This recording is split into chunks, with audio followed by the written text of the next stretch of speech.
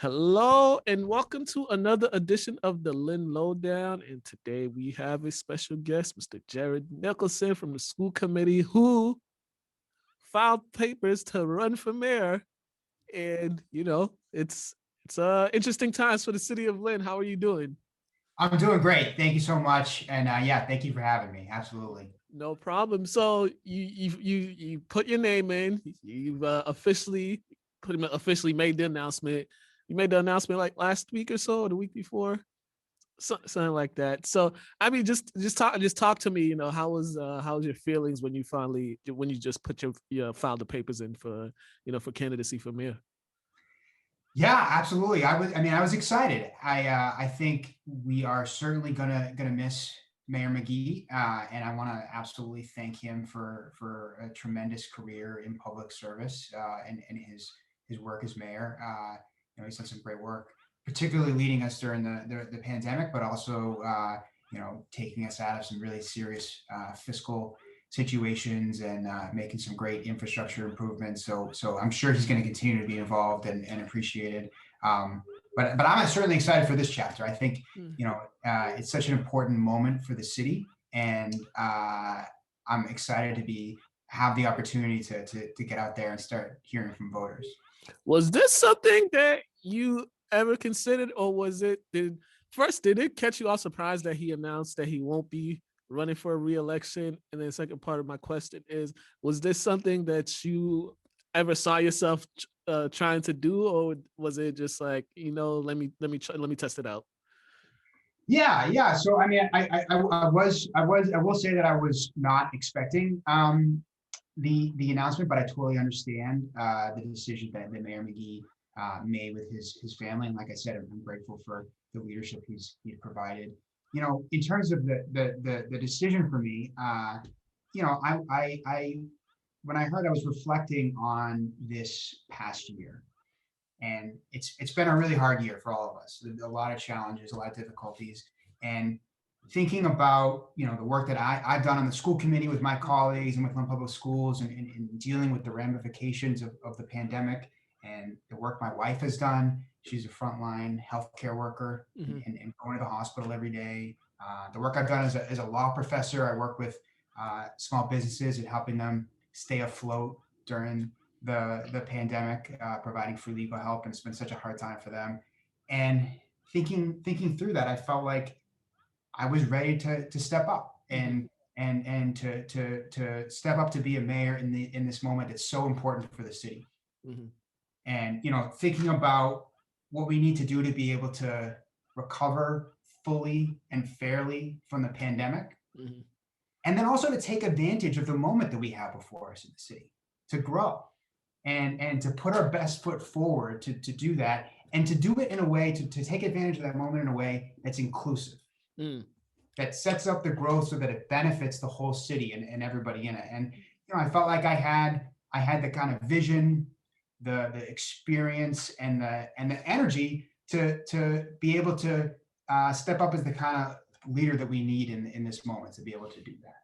So do you, so what I'm getting, did you feel that your work in law, your work in public service, your work in the school committee, being a school committee member, and dealing with all those stuff on your plate, do you feel that you're able to take on the responsibility of running an entire city? You know what I'm saying? Because it's a whole different ball game. But you've been dealing with, as a lawyer, you're dealing with certain things that you're dealing with. And a school committee member, that the stuff from the past year that the school committee had to deal with.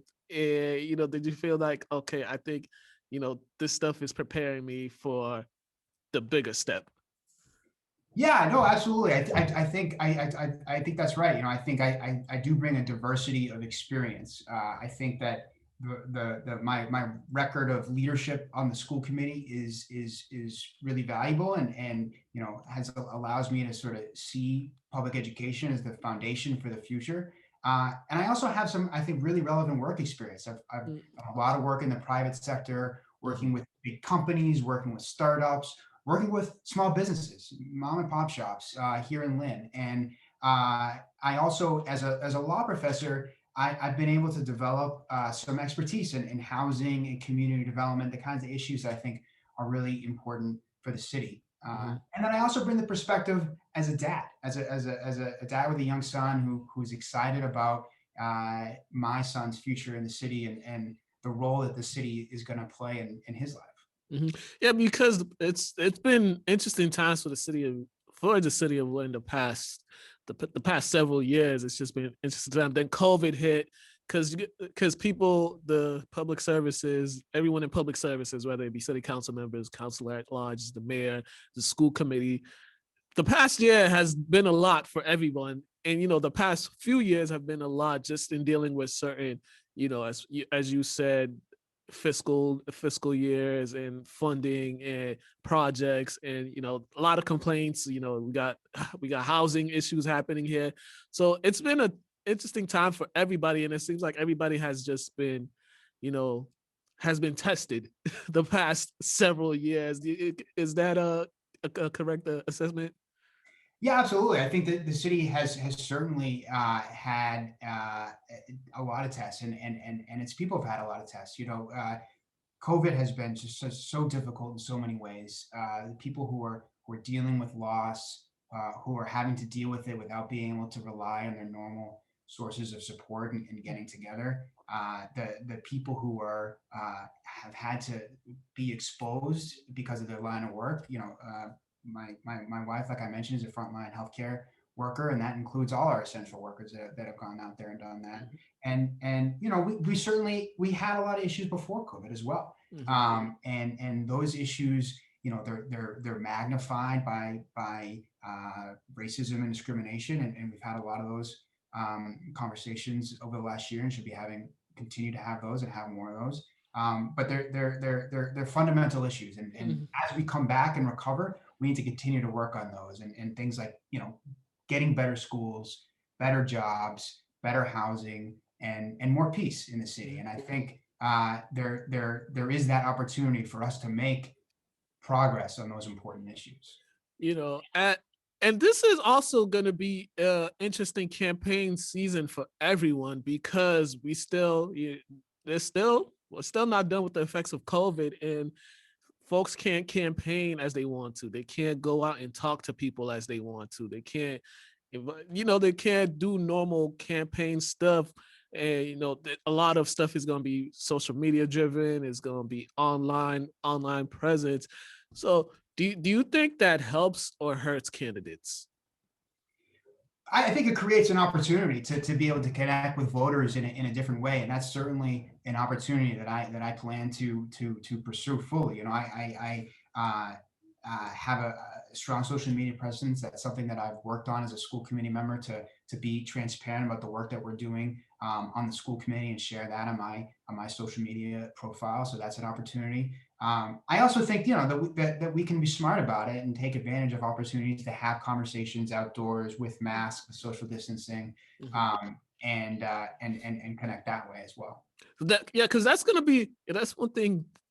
Us as community TV. If we're gonna go out and campaign, I mean, not campaign, we're gonna cover these elections. That's one thing. In the past, it's always big gatherings. Big gatherings at certain places. But now for this upcoming one, the social distancing aspect. That's gonna be an important factor in this. How are people gonna maintain the social distance, and how are they going to be able to get in touch with the candidates that they want to hear from and the stuff they know? That's definitely going to be an interesting aspect to this upcoming election. Yeah, I think it will be interesting, and hopefully, one of the things that's going to happen as a result of this pandemic is that some of the ideas that we come up with as ways to deal with what's happened will lead to some improvements. I think thinking about what we're doing in the schools, we've certainly increased and improved the people's technology access, and allowed students and families to connect with schools in different ways. And I think that's something we can continue going forward. And I think the same thing is true with the what we'll do on the campaign, and allowing people to connect with the local leadership, with local government in different ways, will also be valuable. as as someone, observing how a mayor runs a city, uh, for you, what are some things that you observed when on the outside looking in as you watched mayors run the city? What are some things that you observed that you kind of took note of and just, made a little note to yourself about? Yeah, no, that's a great question. I've gotten to work closely with a couple mayors on the school committee. The mayor is the chair of the school committee, and certainly have appreciated the opportunity to learn from both of those, the current mayor and the previous mayor. Like I said, one of the things that Mayor McGee has done really well is to get us on firmer ground financially. That was a really serious issue, and that's required a lot of conversations with other stakeholders. He was able to get some support from state government, and I think this is something I've tried to do as a school committee member as well, is to make the most of the tools that we have. But then when we don't have the right tools, to go out and make that case to the people who can help us. I had an op-ed in Commonwealth Magazine a couple weeks ago about the need to reform the school funding formula in order to be able to build more schools. And that's such a huge need in the city. And we need to make the most of what we have and run a good process at our end. But for us to really make up the gap in need, we're going to need more state support. And so I think having a mayor that has the ability to go out and make that case to the people who can give us the tools we need when we don't have them is really key. Yeah, and then there's the also other aspect of being a mayor is you can't please everybody. Not everybody's gonna be happy. So there's gonna be, if elected, there's gonna be times, whoever gets that seat as mayor, there's gonna be times where there's gonna be a lot of complaints. That's just part of the job. And I'm sure you get those as part of being in the school committee member. Just how are you able just to make sure if someone has an issue that you address them in the proper, you address them in the proper way, and then you take it upon yourself to try to understand where they're coming from and try to find a way to come up with a reasonable solution for everyone. Yeah, that's a great question. That's a great question. So, I think the first thing is to be accessible and approachable in the first place, so that you're getting the feedback, understanding how people feel about an issue. You want to be transparent, so share with people what information you're looking at, how you're making a decision, what the process is going to look like. To run a process, to make a decision that is robust and fair, and that people understand and can support, even if they don't agree with the result. And then, a few years ago, I was a legal fellow in the office of Governor Deval Patrick, and have done so work with his team over the years. And one of the things he likes to say is, you don't have to agree on everything to work on anything. So we might disagree on a particular issue, but we can still work together on behalf of the city on other issues. And I think that's a really important approach to some of these issues at any level, particularly at the local level. All right, there you go. All right now, time flies.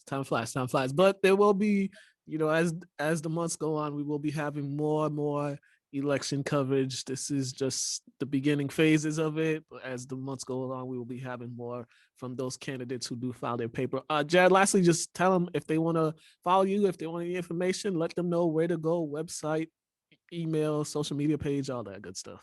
Yeah, thank you so much. And thank you for this opportunity. I look forward to all that, the coverage you mentioned, the conversations that I'm sure we'll be having. People can come to www.jarednicholson.org. And there's a whole lot of different ways to get in touch with me: Facebook, Twitter. And then my email is jaredc.nicholson@gmail.com. And, I do want to hear from people. I think I really want this campaign to be about the future of Lynn that we want, and to build that vision. I want to talk to voters and talk with voters and hear from what's important to them. So thank you. All right, no problem. Ladies and gentlemen, that is Jared Nicholson. Also, LCTV will be providing more interviews with candidates who have filed their papers for the mayoral race.